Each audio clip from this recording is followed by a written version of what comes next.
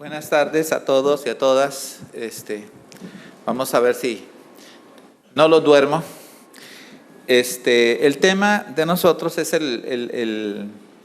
la audiencia de debate. Quería hacer esta introducción. Se supone, y se ha discutido aquí, doña Iliana Sánchez el otro día decía, bueno, la oralidad no resultó eficiente como una forma de hacer que los juicios duraran menos.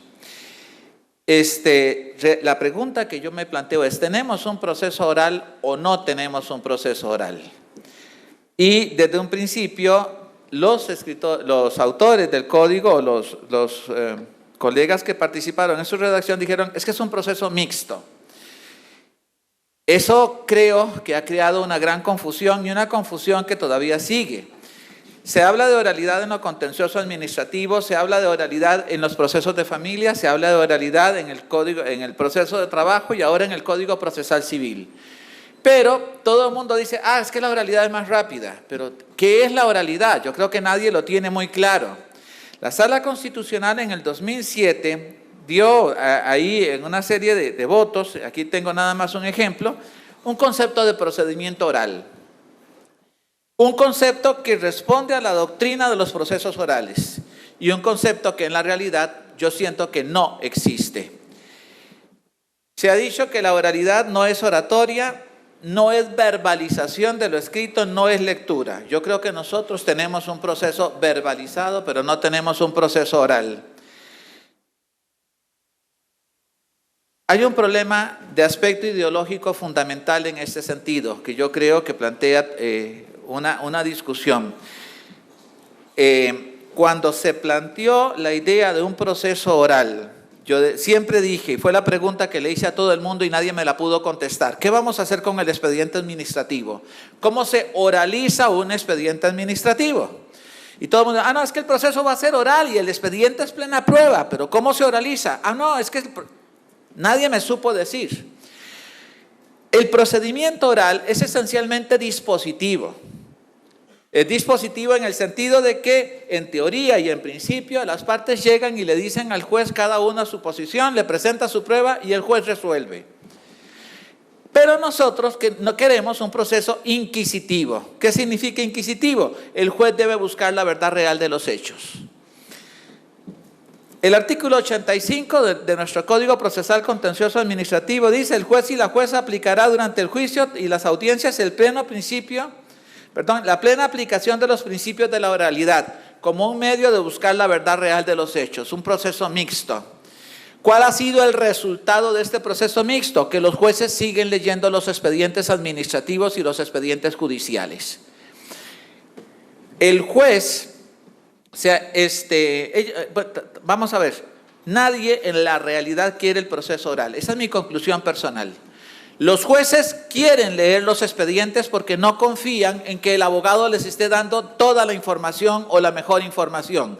Y los abogados quieren que el juez revise el expediente porque ellos no están muy seguros de si lo revisaron bien o mal y el juez es el experto y mejor que lo revise el juez. Entonces todos queremos que el juez lea el expediente. Entonces no tenemos un proceso oral.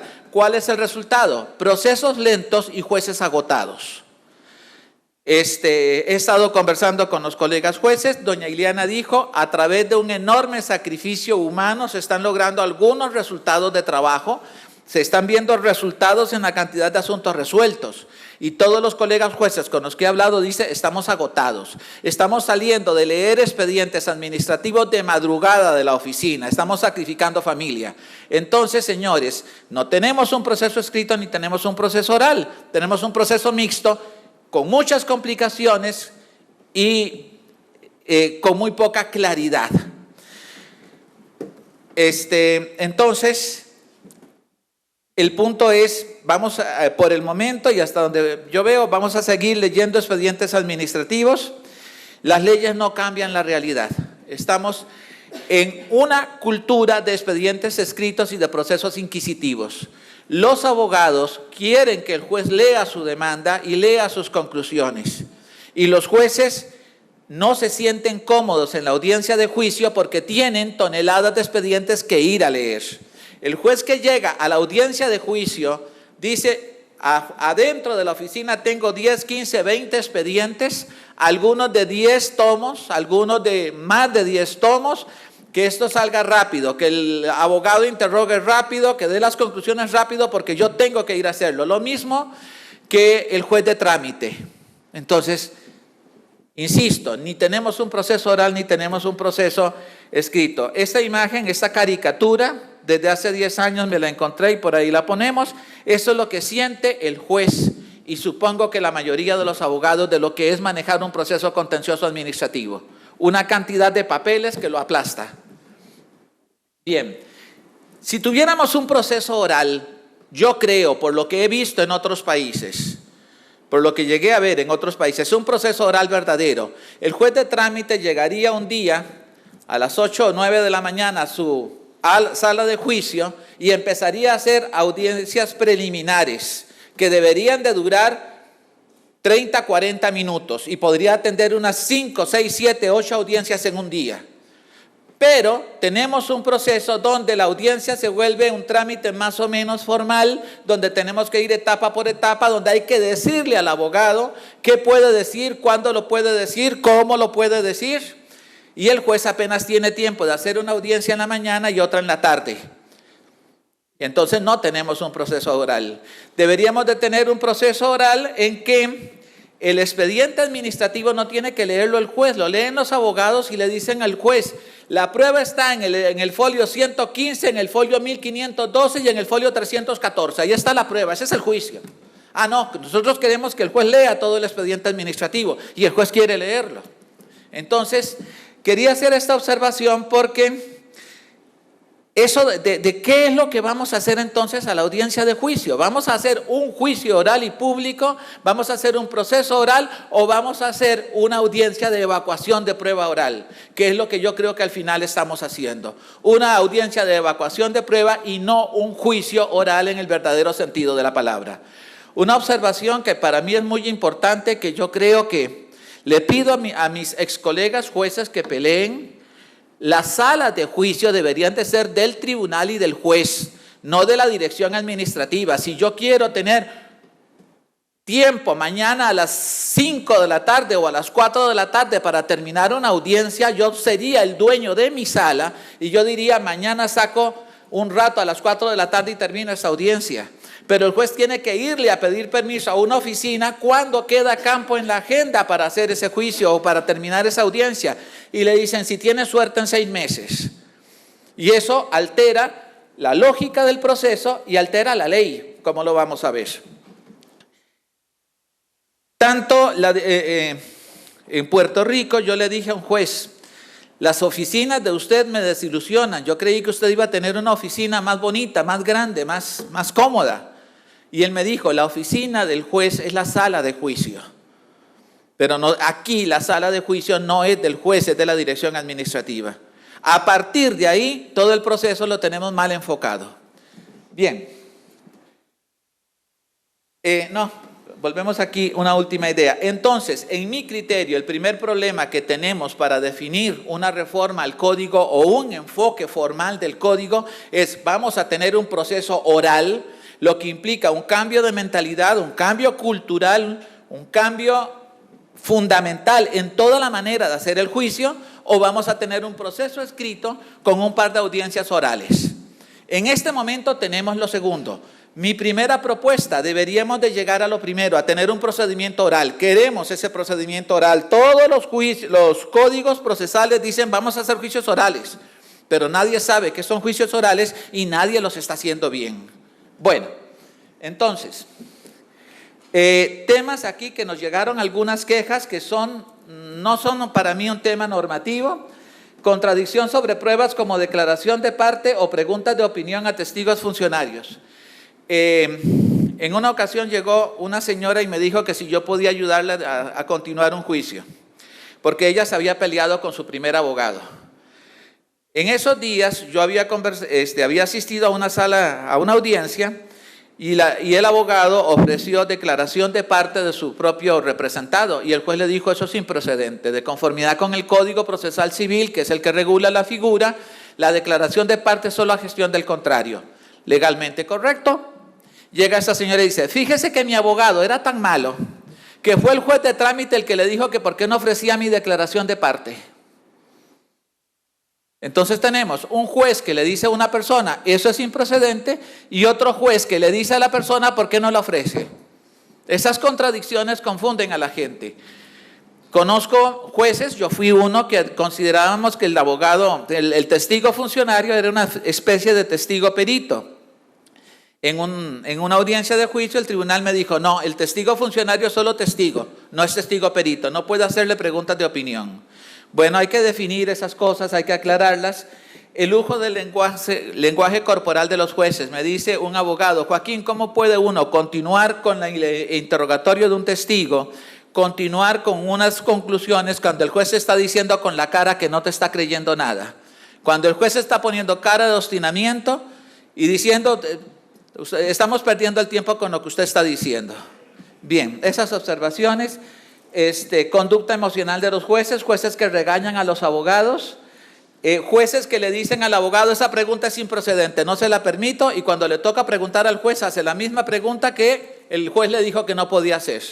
Y los abogados dicen, bueno, pero ¿cómo es que es? Bueno, queja, suspensión de la audiencia el mismo día de la audiencia o un día antes. Hay abogados que quisieran que les avisaran con más tiempo, etcétera. Pero esas no son observaciones que en mi criterio vayan en el código. Entrando en materia, equiparar las figuras de testigo perito y testigo funcionario. En mi criterio sería conveniente que eso se regulara para que hubiera más claridad. Que sea obligatoria la evacuación de prueba pericial en debate, sea perito judicial o perito de parte. Esta observación yo la daba por un hecho, sin embargo, el otro día en una audiencia el juez le dijo a la parte, si es perito privado no lo recibimos en debate. Mi experiencia es que la prueba pericial oral es rica, es fundamental, es interesante, es esencial. En el caso que les estoy contando, que el juez le dijo que esa prueba no era pertinente, yo estaba en la parte del frente.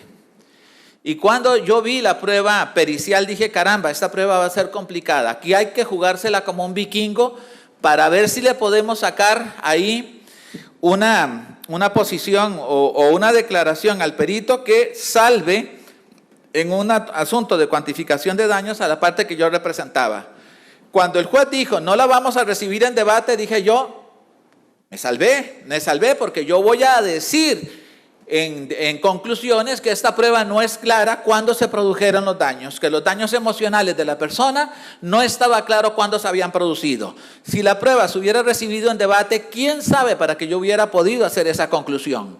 Pero el punto es ¿por qué decimos que esas pruebas no son orales? ¿Por qué las rechazamos? Porque el juez no tiene tiempo de estar en la audiencia de juicio, porque tiene mucho que leer, porque no tenemos un proceso oral. Bueno, mi recomendación, obligatoria la evacuación de toda prueba pericial, sea judicial o sea de parte. El asesor del tribunal, ayer don Manrique Jiménez alegaba la importancia y la defensa del asesor del tribunal. Nunca me pareció esta figura, el punto es Hago una observación, que el abogado, la parte interesada, lleve un asesor que lo asesore en aspectos técnicos en el debate me parece genial, me parece útil, pero que se le nombre un asesor al tribunal a mí me genera muchas dudas. Si el tribunal no entiende un tema técnico, que llame a un perito, que le requiera a las partes una prueba pericial para que el perito le explique el problema técnico. Pero un intermediario técnico entre la prueba y el juez, a mí no me agrada. No me agrada que el asesor llegue y le diga al juez, es que este criterio en este informe debe leerse de esta forma, sin que estén presentes las otras partes, sin que esté presente el perito, sin que esté presente los asesores técnicos de las partes, a mí me parece contrario al debido proceso. En ese sentido, yo propongo eliminar la figura en cuanto a un asesor técnico del tribunal. Creo que si el tribunal no entiende un problema técnico, debe traer a un perito y en presencia de las partes y en el debate aclarar la duda.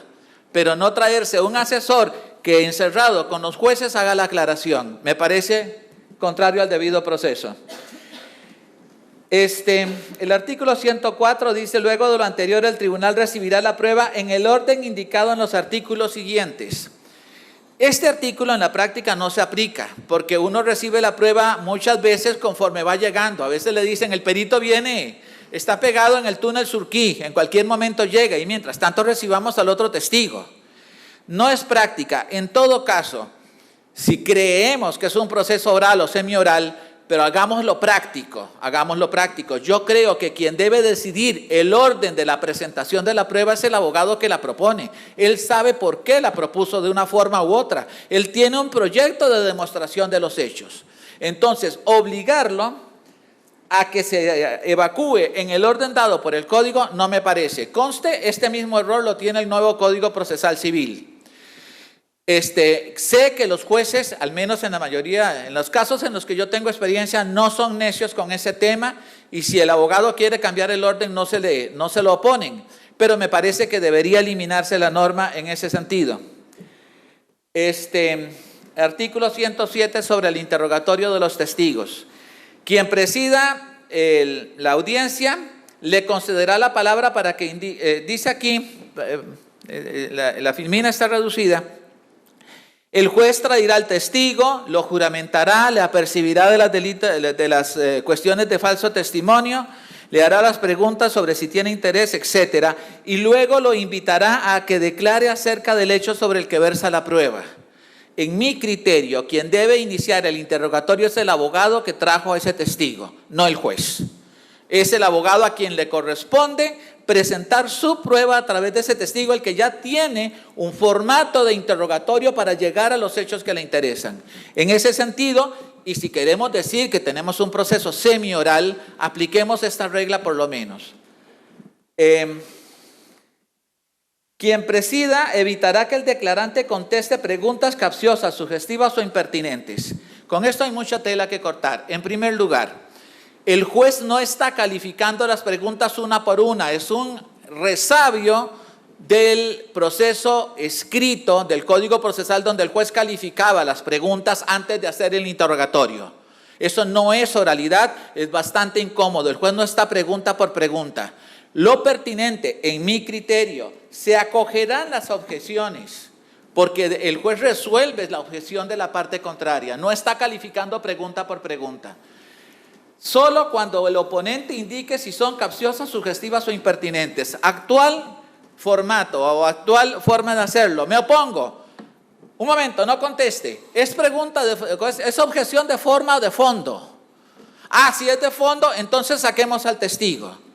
Eso a mí me parece poco serio, me parece complicado, me parece antitécnico. El código dice, no se permitirán más objeciones que las preguntas capciosas, sugestivas o impertinentes. No hay nada más que decir. Me opongo, es capciosa, me opongo, es impertinente, me opongo, es sugestiva. No se permite ningún otro razonamiento, se resuelve, no se saca al testigo. Es que los abogados no saben hacerlo.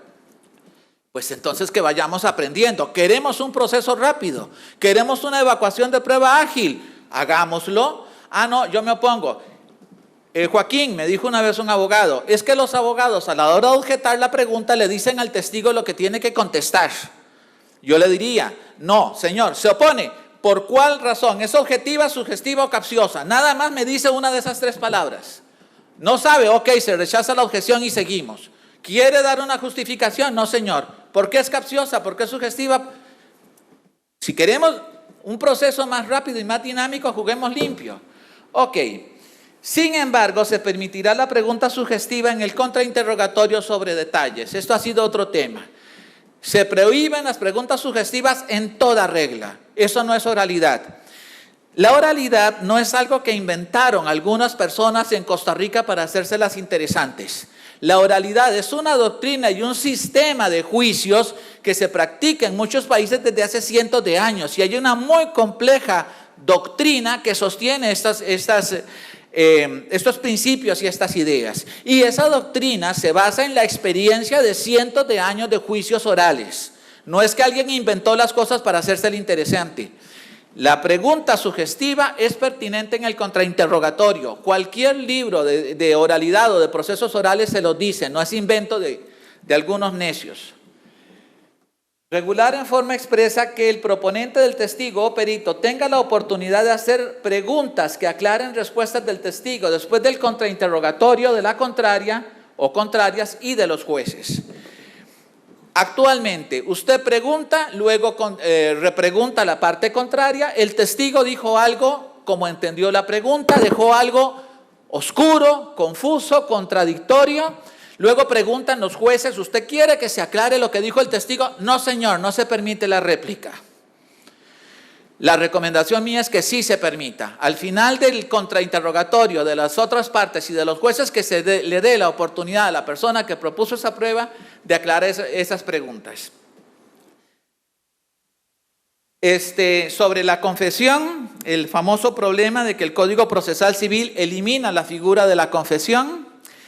Yo creo que debería mantenerse la figura como está, por un par de razones. Así está en la Ley General de Administración Pública y está regulado expresamente que el funcionario público no confesará en contra de la administración pública. Puede declarar como testigo, pero no puede confesar en contra de la administración pública. Soy partidario de conservar la figura de la confesión. Podríamos regularla en detalle si el caso es que no tenemos una referencia de cómo hacerla, porque ya en el Código Procesal Civil no va a estar. Esa es mi propuesta. Desde luego es un tema que podrá discutirse en su oportunidad.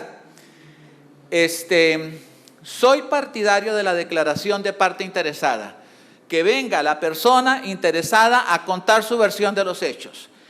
Criterio general, criterio doctrinario, que hasta la sala primera lo ha dicho. Uno no puede ser testigo de su propia causa, su testimonio es la demanda. Mi experiencia personal como juez, sobre todo en temas de daño moral, es que es muy útil, muy válida la declaración de parte interesada. Esa es mi propuesta, esa es basada en mi experiencia. Y este señor don Joaquín, como él fue juez, él cree que lo sabe todo. Yo les dije a ustedes que todo el mundo quiere oralidad, pero nadie sabe qué es la oralidad. Yo tengo conceptos de oralidad de la doctrina que he estudiado, de la preparación que se me dio como facilitador de técnicas de oralidad. Y ahora resulta que el Poder Judicial está promoviendo este manual. Y las ideas que les acabo de dar, de la declaración de parte y del contrainterrogatorio del testigo, de la réplica del contrainterrogatorio, están en este libro que está promoviendo la Corte. Entonces, seguimos en la oscuridad. Lo que quiero decir es que mis propuestas se basan, entre otras fuentes, en este libro. Los artículos 100, 101 y 110 hablan de reprogramar la audiencia. De hecho, tienen una contradicción. Dice que la reprogramación no puede ser por más de 5 días y que será nula después de los 15 días. Debería de ser 5 para ambos casos o 15 para ambos casos. En todo caso, la norma no tiene ninguna aplicación práctica hoy en día, porque el juez no puede manejar la sala de juicio, el tribunal no puede manejar la sala. El tribunal sabe que si la prueba no se recibe ese día, la reprogramación estaría para 6 meses o 1 año. Entonces simplemente esos artículos no existen.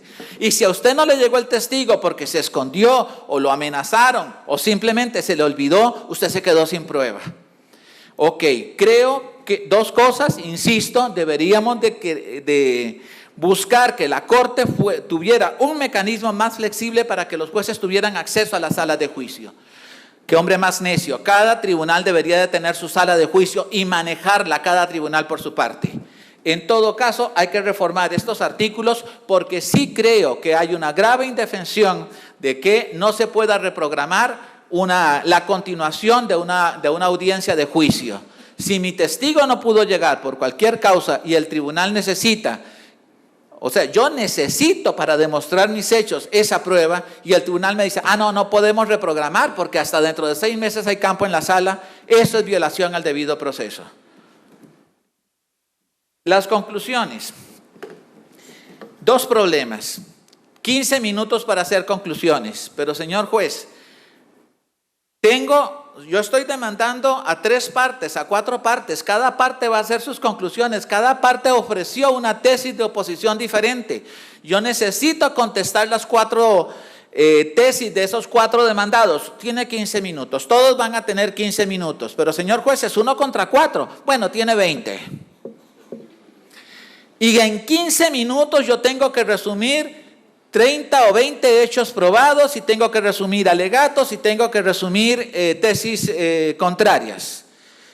Y los abogados se quejan, 15 minutos no son suficientes. A veces 1 hora no es suficiente. Creo que 1 hora es más que suficiente, pero eso es otro tema.